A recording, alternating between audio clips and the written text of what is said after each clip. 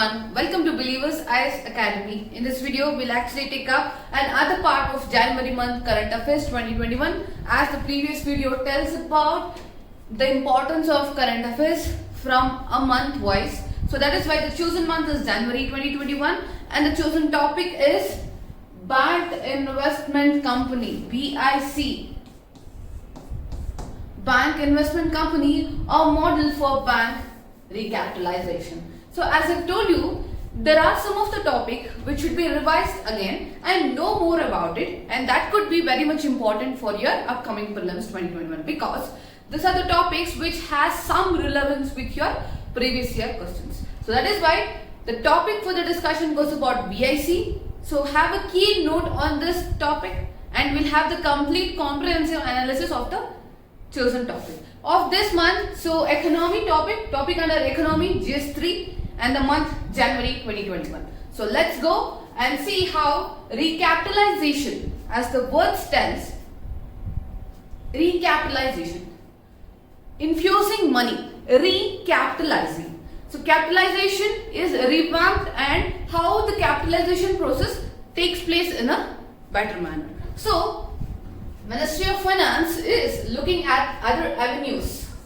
Is actually looking at other avenues to affordable capital infusion. So instead there is no other wages or the interest rate associated with it. That is why Ministry is actually looking for the affordable capital infusions, including setting up of a bank investment company, BIC.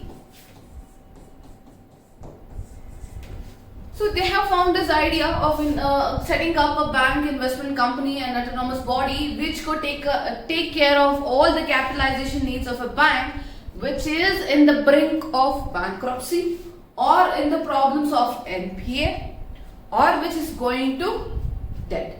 So these are the three categories where it considers, and this kind of bank investment companies actually infuses the capital into the banks and help the revamping or the revival of the bank's income. So they have some other provisions, other properties where they would encourage the capitalization without the help of government.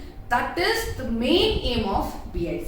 And this is a snippet of information telling that bank recapitalization bonds, that is 2.1 crore lakh total capital infusion in the budget, and the government ambitious plan to recapitalize public sector banks gathers a momentum for Ministry of Finance. So this is being a very successful project. BIC should be implemented and it could be revamped the process made here. Then, well, let us see the background of this issue. So the RBI has raised concern over the issuance of zero coupon bonds for the recapitalization of public sector banks. As zero coupon bonds were not so efficient in recapitalizing PSBs, RBI rose some concern about it. And the concerns were raised with regard to calculation of effective capital infusion made in any other banks through instrumentation issued at par, and then the mechanism had a cost of interest payment towards the recapitalization bonds for PSB. So these are very structural problems. These were structural problems associated with that. It is talking about the interest payments and it is the calculation of the effective capital. When you use the zero coupon bonds, these are the problems associated with that. That is why RBI rose the concern about it. These were the three concerns about it. And then after that, the background tells that RBI rose some concern. For that we were including or we were searching for an alternative apart from zero coupon bonds. That could be our bank investment company. As the name suggests, banking investment companies. It was introduced in 2014 by the Reserve Bank of India under the P.J. Nayak's committee report. So, P.J. Nayak committee. Some committees coming up in news becomes very much important for the prelims fact. That is why P.J. Nayak committee recommended the construction of bank investment companies, and on the report of governance of boards of bank in India. So this was the name of the report, that is governance of boards of banks in India. Then what does the report tells about? Because the report recommended that transferring shares of the government in the banks to the BICs, which would become the parent holding company of all these banks, and the result of this will keep the PSB so it will become a limited bank. It tells that a shares, for example, consider this as a total capital. Total capital of the government distributed to the BIC company, and when the funds are provided to the BIC company, it becomes a primary agent, and then it becomes a limited bank also,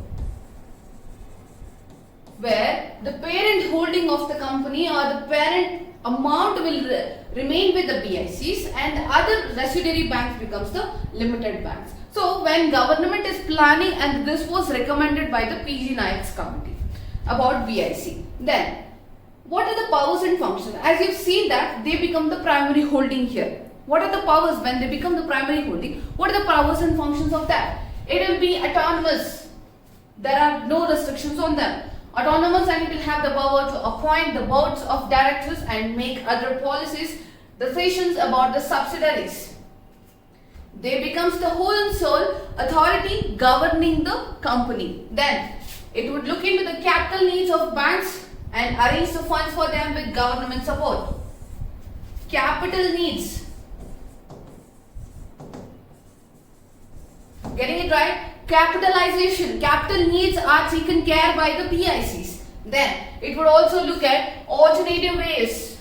That is what necessary here, because the conventional ways are being overrated, or the interest payments are becoming very much higher. That is why capitalization should be in a normalized way, such that it doesn't affect both the parties. That could be a government or the banking professionals. So that is why raising capital, such as the sale of non-voting shares in the bid to garner the affordable capital.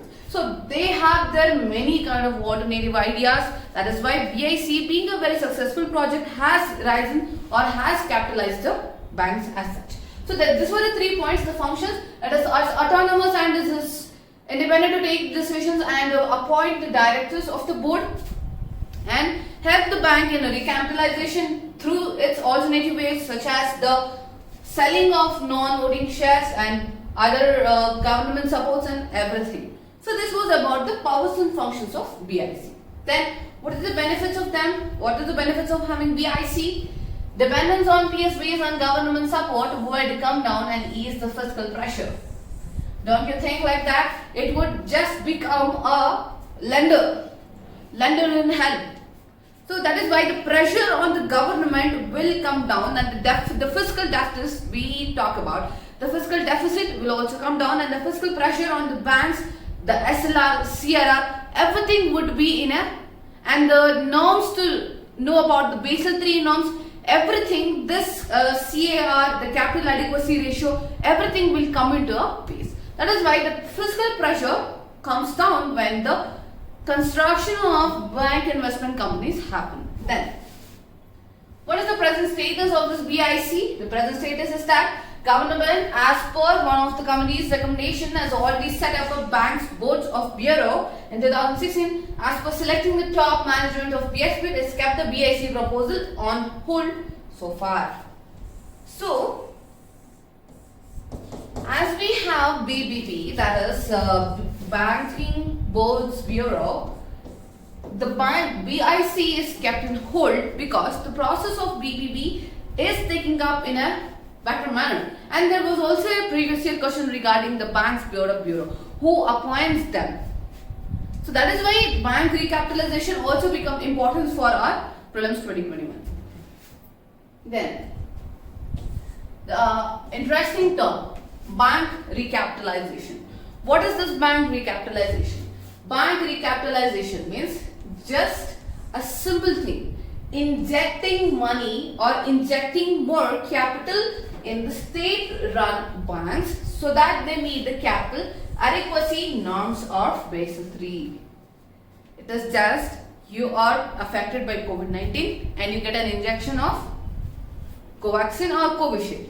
So the injection or the medicine for the banks are the money, the funds. So that is why injecting or infusion of the money to the banks, state-run banks, to oblige or obligate for their norms of capital adequacy norms of Basel III. Then the government using different instruments infuses capital into banks facing a shortage of capital. Yes, that could be the restructuring of their loans or the selling of the products to other public sector banks. That are the other initiatives by the government. And then government infuses capital in banks by either buying new shares or by issuing bonds. As bonds are becoming a very much problem of concern, that is why BICs are coming in matter now. Then Indian public sector banks are emphasized to maintain a capital adequacy ratio of 12%. So this is one benchmark which all the banks are actually trying to comply with it, but the happenings are less. That is why this benchmarks are also should be reaching. Then CAR is the ratio of bank's capital in relation to its risk-weighted assets and the current liabilities. That could be your long-term deposits, current liabilities, the savings accounts or anything. Then the risk-weighted assets, that could be your NPAs or the loans given up. So this is the what is capital adequacy ratio. That could be the ratio associated with the bank's capital and then risk-weighted assets to the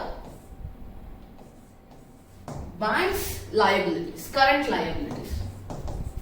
Bank's current liabilities. This becomes the ratio of the capital adequacy ratio. Adequance ratio.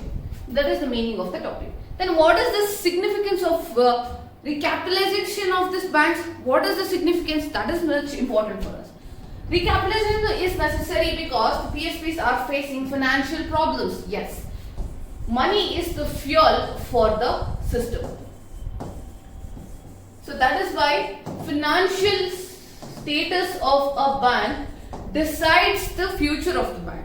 That is when the banks are facing so much of financial problems and they need money in the context of rising bad debts. As you've seen, the fugitive offenders.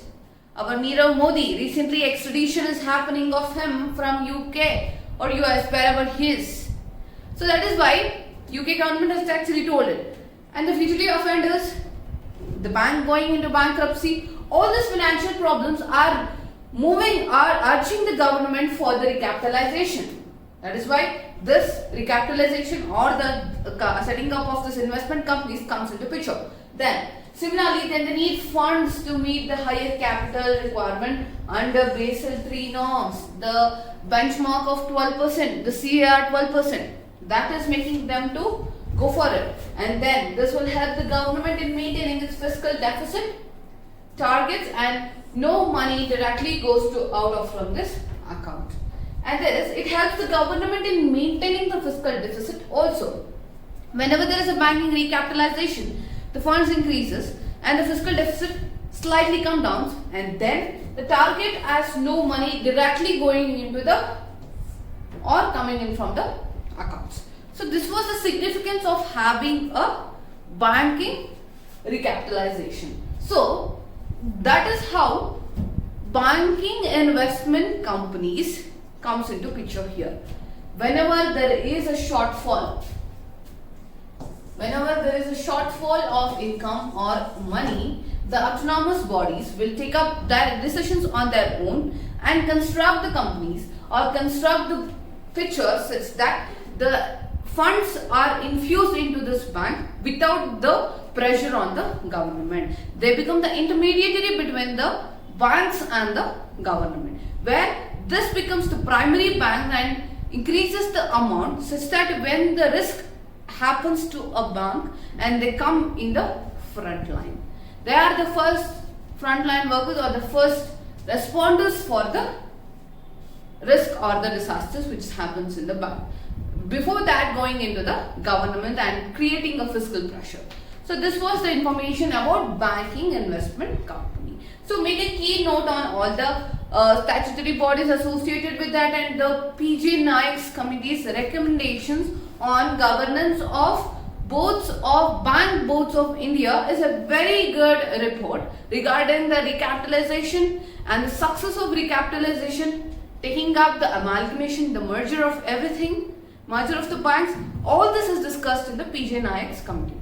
So the committee reports and the committee recommendations are very much important, and you can include this recommendations in your answers as well, and that is the recommendation, the committee which recommends becomes important for the prelims. This is how you categorize your current affairs for both prelims and main and have an integrated approach.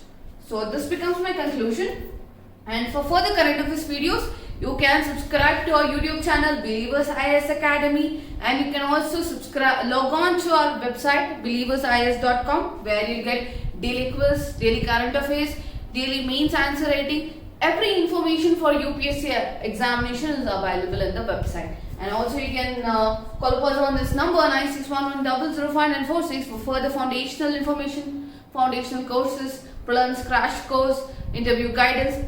Every information is available in Believers IAS Academy. And for further any information, you can subscribe. You can actually follow us on Facebook, Twitter, Instagram, Tumblr for further infographics, daily updates regarding the current affairs.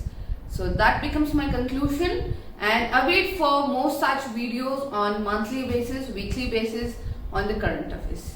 And thank you.